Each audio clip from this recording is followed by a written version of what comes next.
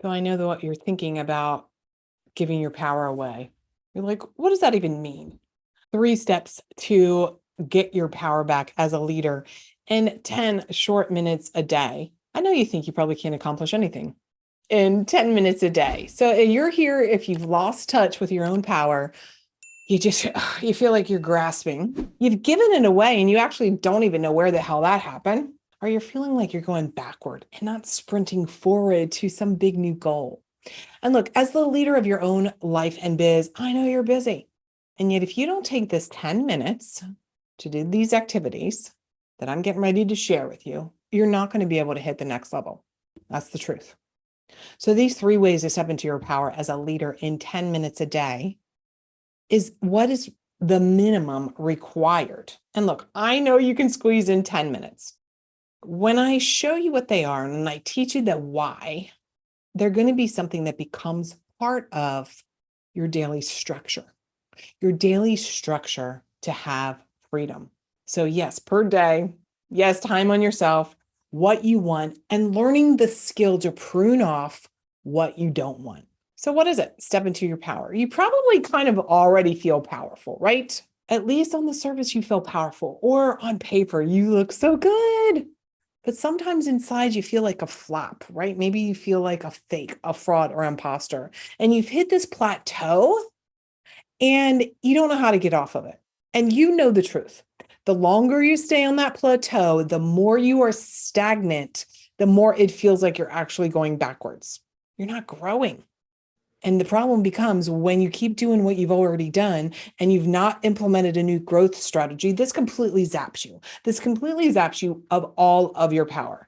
Doing the things to get you where you are, even if it looks really great, isn't going to get you where you're going. Doing the things that you're doing now and being on that plateau, they feel old, don't they? They feel used. They feel tired. And this is even if you are, like I said, wildly successful by everybody else's standards.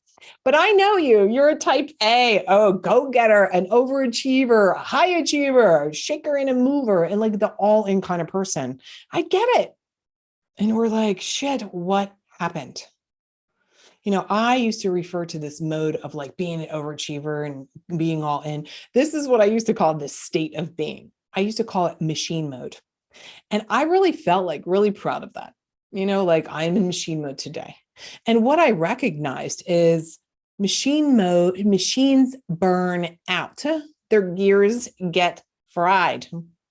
And the truth is, nowadays, when we hear about somebody who's talking about working all the time, I'm sacrificing, I didn't go to Billy Bob's game, and that kind of thing, don't you just kind of snicker? And don't you kind of have the thought like, man, she does not have good boundaries. She doesn't have it together. She's not pretty good at time management, or she doesn't value her own time. That's what happens when we kind of just step out of our power as leaders. Sometimes it's just like we're going down the road and we just veer. Have you ever had that happen where you're driving and you just look at that cow over there. And before you know it, you're kind of off the road. So if you're a go-getter who loves to feel powerful as a leader in your own life, because frankly, you like being in control, but you know something's missing, this is for you. And if you're an overthinker, an overachiever type A kind of girl who fears slowing down, and yet you're burnt out, and this burnout has you feeling so disempowered, this is also for you. Let me share a little statistic with you. And a 2022 employee experience trend report showed that women are most at risk for burnout and attrition. How bad is it? How bad is it? When they did the research in 2022, they recognized that it's 8 points different than the previous year.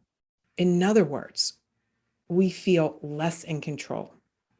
According to McKinsey's Women in the Workplace report, 42% of women say they often or almost always feel burned out, compared to 32% 1 year ago.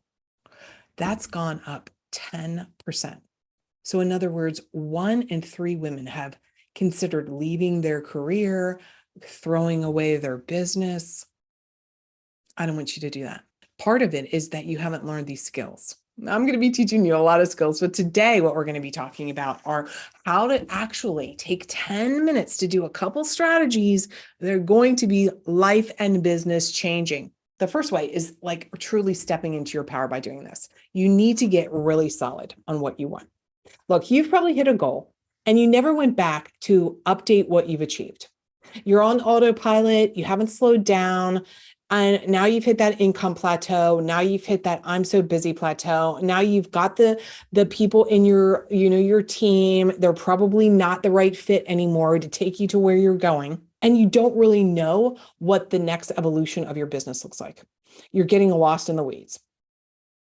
And the more you're lost in the weeds, the more you feel powerless. And the more you feel powerless, the more you're getting behind, which is literally the exact opposite of what we want to be as leaders of our own life and business. So listen, I'm Mary Bicknell. I am a business success coaching consultant for female entrepreneurs and small businesses who have hit that plateau, have had some level of success, a seasoned business owner, and yet, oh my God, here they are thinking that what they've been doing will get them to the next thing, and it won't. So slowing down and doing these 10-minute exercises is going to be a life changer.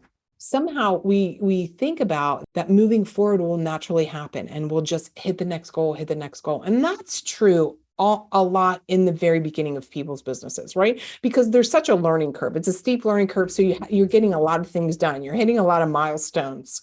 But after a while, people do become stagnant. They're stuck. They're on that plateau. They're on that, they haven't made any more money. There's no real significant percentage increase over the year before, the couple years. Some people haven't increased their rates in God knows how long.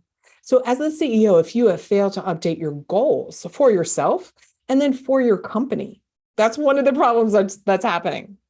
Let me tell you about one of my clients, Laura. She was so busy. She had two phones, mind you. Okay. And when we started first working together, part of the reason that she came to me is that she'd hit an income level and successful, by the way, known in her niche. Like she was an industry leader. It doesn't matter. She started not feeling like the leader because she kept going backwards because she was too busy all the time. And it got to the point that she like literally didn't know what she wanted anymore. She didn't know what she wanted. I was like, what do you want? What do you want out of the business? Where do you want the growth, et cetera, et cetera. She didn't know. So here's what I had her do. Start with 10 minutes every day thinking about what you don't want. So look, if you don't know what you want, start with the things you don't want. Make a commitment every day just to do this exercise until you start figuring out what you want. And then start writing what you want as though it's already happened. So let me give you some examples. She wrote down what she did not want. She didn't want to be working the weekend anymore. She didn't want to do project creep or over deliver, or she didn't want to say yes to her clients when in fact, what they were asking for was outside of what they agreed upon in her contract. She did not want to do some of the kind of marketing that she'd been doing historically, which looked like doing a lot of shaking hands. She had little kids. She didn't want to be doing that. She wanted a more effective methodology for client attraction. So she wrote down all of these things. And of course, those things help be the blueprint of what she wants. So then we really started also talking about like, what do you really want? So she talked about when she wanted to take off, how she wanted to be, being able to occasionally go to her kids' school to like read the book and be a part of the party. She talked about how once a month she would like to have like a day off or at least the afternoon off fully and completely with no guilt, right? And being able to just really enjoy herself for herself. She used to be a cyclist. And so she wanted to be able to like start going on long rides just by herself. When she started writing them down as I am someone who takes off every Friday and goes for a 2-hour bike ride. I am the best reader for my kindergartner's school. I am making more money. I am setting better boundaries with clients. I am charging X amount. I am excited because I earned X amount this year. Even me saying it, you can hear the change in my voice, right? The more we're in the I am place and the more we're affirming, what happens is we're planting the seeds in our subconscious mind. Our subconscious doesn't know the difference between now and the future reality. So when we speak from I am and emote it, feel it, get excited, I don't know about you, but I can't get real excited about a long 2 or 3 hour bike ride. I'm not a cyclist. I like my e-bike. But what happened is the more she thought about it, I'm riding every Friday. I'm riding every Friday. The more she programmed her brain to also make that happen. And in the process of making that happen, her brain opened up to other possibilities to start eliminating what she was doing on those Friday afternoons. And that's number two. Here's the second way. So, are you evaluating what's in the way of your goal? So, just like not having a goal and not having a process sit with that is a colossal problem, right? So, first, not having a goal is a problem. And then the second thing is like, what's in the way of even attaining that goal? That's a colossal problem that clients have. They're like, I don't know what I want and I don't even know what's in the way. So what we do is we evaluate their 7 pillars in their business. And these 7 pillars are in every single business. Every business must have these, whether it's the billion-dollar company like Starbucks or a smaller business like Laura's business, like different realtors I've worked with, other service providers, or you're the divorce lawyer in your hometown. You are a practitioner, a clinician, a chiropractor, whatever service you are. These 7 pillars are literally in every single business. If you don't have these in place, forget it. Most clients, they're go-getters and they have a hard time pulling their foot off the gas. The problem is they think that when they take their foot off the gas, they're going to fail. Their income's going to dry up. They're not going to, it's terrifying for them. Maybe you as a female entrepreneur or business owner, you're the primary breadwinner in your family. So it feels a little nerve-wracking, right?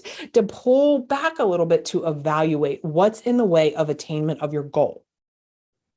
The issue is if you are not in consistent evaluation of what works, what didn't, and what will you do differently? How is it, like logically, let's remove the emotion. How is it that you are going to implement improvements? It's impossible. Let's get clear. It's impossible. Because if you don't do it strategically, what worked, what didn't, and what would I improve, you're just winging it. Something goes wrong and you just like, we're going to change it. Instead of sitting down and evaluating what can you remove, what can you improve, and doing it from a goal, whether it's your 3-year goal, your 5-year goal. Making decisions from your goal is the most effective way to actually hit the goal. Not being so like focused down in today, but making and being the CEO, thinking from that 3-year goal, 5-year goal. Frankly, it makes everything easy to just prune off, right? Get rid of. If you don't make these improvements, the truth of the matter is you're going to be stuck, right? You're going to be stuck. You're going to be on that income plateau. No improvements mean also, here's the truth. If you don't stop to make the improvements, what happens is your business actually gets more complicated because the problems start to compound themselves. And the more the problems compound themselves, the less simple your business is. My job is to help you make your job or your business as simple as possible, run as fluidly as possible, doing the least amount with the most return. Simple, simple, simple. But if you're not even evaluating what worked, great. What did not work at all or didn't work as well, and what would we do differently? Your business gets more and more and more complicated. And guess what that means? More complicated, my friends, means less profit. We want to simplify things so that you have more profit and more time. So you need to master the art of pruning away things that don't work so you can gain more time. And yes, I said it could be an employee, it could be a marketing strategy, it could be firing a client. Laura had to fire a client because they were not willing to negotiate around the boundaries that she wanted to put into place. They weren't willing. And so she's like, next. Make room, my friends, for best clients. Sometimes you're like, I don't want to fire this client because it's X amount of dollars. I want to offer to you, my friends, that perhaps it's not just whatever number. Let's just say it's $30,000. I can't fire that client. It's $30,000, Mary. I want to offer to you what would happen if you fired that client, got a better client, and you felt relaxed when you saw that new client. Do you think that would feel better, inspire you to get more of the best clients. See, when you lower your bar to meet some unrealistic expectation from a client because you've signed not your 5-star best client, when you've lowered your bar, it's easy to stay down there. Raise your bar, my friends. What do you need to prune? It also could be stop eating them damn M&Ms at your desk because you're stressed out. So what happens if you fail to do something about this? So do you believe, it starts with this, do you believe that you can slow down? And if not, that's a problem. So start with this right now. Start 10 minutes a day evaluating one area of your business. What went right? What didn't? And what would you do differently? So again, in my, as a business consultant, we look at 7 areas. Let's just use selling. Okay. That's one of the 7 pillars that we look at. What went well with your selling? Or if you have a sales team or you are the salesperson, what went well on that call? What did not go well? What would you do differently? Do you stay up to date on selling? Do you update your selling? I don't know about you, but sometimes I know it's easy after you've had success to get lazy. Maybe you don't take notes as well anymore with your clients. Maybe you don't have your template in front of you. Maybe you don't have your ask these 5 questions. Maybe you've lost touch with a process. One of the processes I teach around selling is called the art of the ask. And it's a 5-step process to walk people through a sales call. So at the end of that, we make a decision. There is a decision. It's a yes or a no. It's not, I don't know. It's not, it's no money. I don't have the money, or that's too expensive, or I don't have the time, or I have to ask somebody else. No, the art of the ask allows you to get to a decision on that call. And then depending on what happens on that call, then you can sit down and go, what went right? What didn't? What would I do differently on the next call? Because look, if you don't do this, if you don't train your brain to start with what went well, you're going to invariably look at what didn't go well. We don't want to train your brain to look for the crappy stuff first. We're going to look for what went right first. We're training your brain to look for the good, not the Pollyanna, but the good. What went well? Wow, I followed the flow. I asked the hard questions. I didn't bat an eye when I gave my rate, etc. Now, one of my clients started doing this, and here's where she realized what she was doing is she was wasting time doing stuff she should not be doing that didn't add to the bottom line dollar. So what we did is we had her look at what is she doing really well in her business, and does it make her money, right? So on those sales calls, one evaluation, what went well, what didn't, what would I do differently? That's giving you clues on your own selling ability, but also about your marketing. But we'll talk about that for another day. I want to tell you what I did recently is I closed and deleted my 5,000 person Facebook group. Now, I'm not going to dispute that it was a little, but I had to evaluate my revenue. Okay. And where do my 5-star best clients come from? They come from me speaking live. They come from something like somebody seeing me here right now, or hearing what I'm saying and going, oh my God, I need that. Or a referral. I have so many clients that have been referred to me. Maybe it's a direct call to action. But you know what was not happening? Me showing up in that Facebook group. Or you can use any group, my friend. Maybe you're going to a networking group and really it's like a waste of time. You've got to evaluate what's going well with this event, this thing I'm doing, what is not, and what would I do differently? Where can I prune? Okay. Number 3, you don't take any time for yourself for a little quiet time to grow a skill or do something personal. Being a leader requires personal growth. And sometimes I'm going to tell you, you fall prey to this lie. Mary, I don't have time. I don't have time to do that. That's bullshit. That's a lie that you're telling yourself. Not to mention that's a problem that you're hiring me for, right? But that's a problem that if we don't fix that, then what you got right now is what you're always going to have. And that is that stagnation. That is giving your power away to all these extraneous and external things that exhaust you.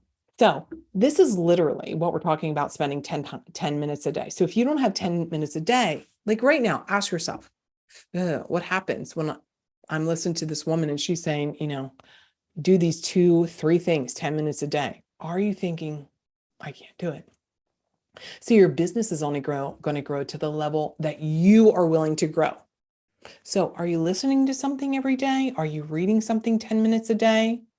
Hey, listen, why don't you pop over to my podcast, Lead a Life Uncommon? It's just exactly for you, small businesses and entrepreneurs. We have 2 episodes a week. We have 10-minute Monday episodes, Biz Bites. Here's the deal. Do something for personal growth, for more knowledge 10 minutes a day, for something for you, whether it's meditation, reading, listening to a podcast, doing a HIIT exercise, taking a walk, and listening to your own thoughts. And I'm going to air quote, oh, this sounds like self-care. You know what? No, this is not self-care. This is self-necessity.